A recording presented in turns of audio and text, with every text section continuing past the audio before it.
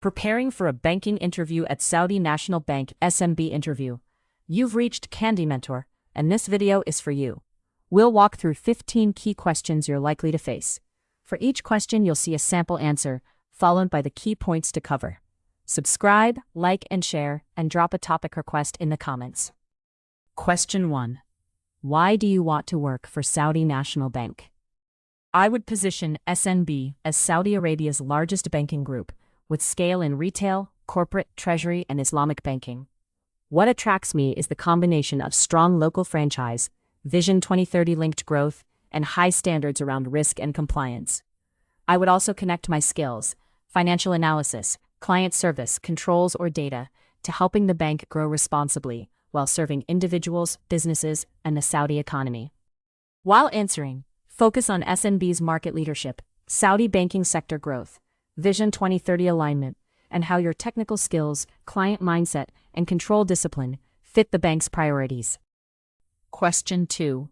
What do you know about Saudi National Bank and its role in the Saudi economy? SNB is a leading financial institution in Saudi Arabia, created from the merger of National Commercial Bank and Samba Financial Group. Its scale gives it a major role in retail banking, corporate finance, government-related projects, and capital markets. I see SNB as closely linked to Saudi economic transformation because banks provide credit, liquidity, payments infrastructure, and advisory support. That makes commercial discipline and regulatory compliance especially important. Make sure to cover SNB's position as a leading Saudi bank, its broad customer base, merger background, balance sheet strength, digital transformation, and importance in financing national development. Question 3. How would you assess the creditworthiness of a corporate client applying for financing? I would start with the client's ability and willingness to repay, not just collateral. First, I would understand the business model, revenue drivers, industry risks, and management track record. Then I would analyze profitability, leverage, liquidity, working capital, and cash flow coverage. I would also review existing debt, security, covenants, and account conduct. The final recommendation should clearly show repayment source, key risks, mitigants, and whether the exposure fits SNB's risk appetite.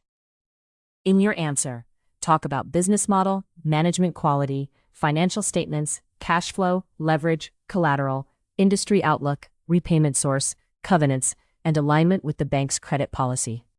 Question 4. Can you explain non-performing loans and how a bank provisions for credit losses? A non-performing loan is typically a credit exposure where repayment is overdue, often 90 days or more, or where full recovery is doubtful. Under International Financial Reporting Standards 9, banks do not wait for default. They estimate expected credit losses. Stage 1 covers performing assets. Stage 2 captures significant credit deterioration. And Stage 3 is credit impaired. Higher provisions reduce profit, protect the balance sheet, and signal asset quality trends to management and regulators. Be sure to mention NPL definition, days past due, credit deterioration, International Financial Reporting Standards 9 expected credit loss stages, probability of default, loss given default, and impact on profit and capital. Question 5. What is the difference between conventional banking and Islamic banking? The core difference is that Islamic banking avoids riba or interest and structures financing through Sharia-compliant contracts. For example, in Murabaha, the bank buys an asset and sells it to the customer at a disclosed profit margin, while Ijara is lease-based financing. The economic aim may resemble lending, but the legal structure, asset linkage, approvals, and documentation differ. In Saudi banking, understanding both conventional risk and Sharia compliance is essential.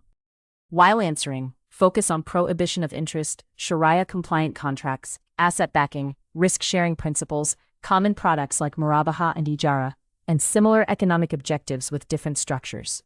Question 6. If a retail customer wants financing but their debt burden ratio is already high, what would you do? I would not treat the request as only a sales opportunity. I would first calculate affordability using verified income, existing obligations, tenor, and the applicable debt burden ratio limits. If the customer does not qualify, I would explain the reason professionally and explore suitable alternatives, such as a lower amount, longer tenor if allowed, or waiting until obligations reduce. Responsible lending protects the customer, the bank, and SNB's long-term portfolio quality. Make sure to cover affordability assessment, SAMA rules, responsible lending, customer protection, alternative solutions, documentation, escalation when needed, and avoiding sales pressure that creates credit risk. Question 7. How do rising interest rates or SAMA policy rate changes affect a bank like SNB? Rate increases can initially support net interest margin if loans reprice faster than deposits, but the benefit is not automatic because deposit costs may rise and customers may shift toward higher-yielding products. Higher rates can also reduce borrowing demand and pressure leveraged borrowers, increasing credit risk. For a bank like SNB, the impact depends on balance sheet mix, maturity gaps, fixed versus floating exposure, liquidity position, and how well the bank manages asset-liability repricing. In your answer, talk about net interest margin, funding costs, loan repricing, deposit competition, asset quality pressure, treasury portfolios, customer demand, and the difference between short-term benefit and credit risk. Question 8. Which ratios would you review when analyzing a bank's financial performance? For a bank, I would focus on profitability, efficiency, asset quality, liquidity, and capital. Profitability includes net interest margin, ROA, and return on equity. Efficiency is captured by cost-to-income ratio. Asset quality is measured through NPL ratio, provision coverage, and cost of risk. Liquidity can be assessed using loan-to-deposit ratio and regulatory liquidity metrics. Capital adequacy shows whether the bank can absorb losses while continuing to grow safely. Be sure to mention net interest margin, cost-to-income ratio, return on assets, return on equity, loan-to-deposit ratio, NPL ratio, coverage ratio, capital adequacy, and liquidity measures. Question 9. What would you do if you noticed a suspicious transaction or unusual customer activity? I would follow the bank's AML and compliance procedure immediately. First, I would gather factual information from systems and customer records, without alerting the customer or making accusations. Then I would document the unusual activity clearly and escalate it to the designated compliance or AML team through the proper channel. The key is not to decide guilt personally, but to identify red flags, preserve confidentiality, avoid tipping off, and let the compliance process work. While answering, focus on KYC, AML red flags, not tipping off the customer, documenting facts, internal escalation, compliance reporting, confidentiality, and following SNB and regulatory procedures. Question 10. Tell me about a time you handled a difficult customer or stakeholder. I would answer with a specific STAR example. In one situation, a client was frustrated because a request was delayed due to missing documentation. I listened first, acknowledged the inconvenience, then explained the requirement in simple terms, rather than blaming policy. I coordinated with the relevant team, gave the client a realistic timeline, and followed up until completion. The result was a resolved issue without bypassing controls, which is important in banking. Make sure to structure the answer using STAR, showing calm communication, listening, ownership, policy awareness, solution orientation, escalation where necessary, and preserving both customer trust and bank controls. Question 11. Why are CASA deposits important for a commercial bank? CASA deposits are valuable because they provide relatively low-cost funding compared with term deposits or wholesale borrowing. If a bank has a strong current and savings account base, it can improve margins, maintain liquidity, and reduce funding volatility. CASA also signals deeper customer relationships, especially when salary accounts or corporate operating accounts are involved. That creates opportunities for payments, cards, financing, wealth products, and better customer data. In your answer, talk about current and savings accounts, low-cost stable funding, margin improvement, liquidity, customer relationship depth, cross-selling potential, and why banks compete for primary operating accounts. Question 12. How would you explain Basel capital adequacy to a non-finance person? I would explain Basel capital as the bank's safety cushion. A bank takes deposits and lends money. so regulators require it to hold enough capital to absorb unexpected losses. Not every asset carries the same risk. A government exposure may need less capital than an unsecured loan. Capital adequacy compares eligible capital with risk-weighted assets. Strong ratios give customers, investors, and regulators confidence that the bank can support growth through stress. Be sure to mention capital as a loss buffer, risk-weighted assets, minimum regulatory ratios, higher risk assets requiring more capital, confidence in the banking system, and disciplined growth. Question 13. A relationship manager wants approval for a client whose financials are weakening. How would you respond?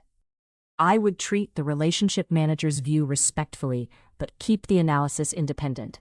If financials are weakening, I would identify the drivers: margin pressure, receivable delays, leverage, covenant breaches, or sector stress. I would then test repayment capacity under realistic assumptions and review collateral and account behavior. If the risk is manageable, I might recommend tighter covenants, lower limits, or additional security. If not, I would escalate and recommend decline or restructuring. While answering, focus on independent risk judgment, fact-based analysis, cash flow deterioration, early warning indicators, restructuring options, collateral gaps, escalation, and balancing commercial goals with credit discipline. Question 14. How does Saudi Vision 2030 create opportunities for banks such as SNB? Vision 2030 creates banking opportunities by expanding financing needs across infrastructure, tourism, housing, healthcare, entertainment, SMEs, and digital services. SNB can support this through corporate lending, project finance, transaction banking, mortgages, wealth management, and capital market solutions. At the same time, rapid growth must be managed carefully. Banks need strong underwriting, sector expertise, concentration controls, and monitoring, because national transformation creates both attractive revenue and execution risk. Make sure to cover economic diversification, mega projects, SME development, housing finance, tourism, privatization, capital markets, digital payments, and the need to manage concentration and execution risk. Question 15. How do you ensure accuracy when preparing reports, reconciliations, or financial analysis for a banking team? My approach is to build controls into the work, not check only at the end. I start by confirming the data source and reporting date, then reconcile totals to system reports or the general ledger. I use reasonableness checks, variance analysis, and clear formulas rather than hard-coded numbers. I keep an audit trail and protect confidential data. Before submission, I review key outputs from the user's perspective and flag assumptions clearly. In your answer, talk about source verification, reconciliations, version control, reasonableness checks, audit trail, data confidentiality, deadline discipline, peer review, and using Excel or systems efficiently. If you are still with us, congratulations. You are much ahead of the rest and serious about preparing for your interview. We hope we were able to add value to your preparation and create some helpful content. Do not forget to like and share this video. Your small act can do great things for us.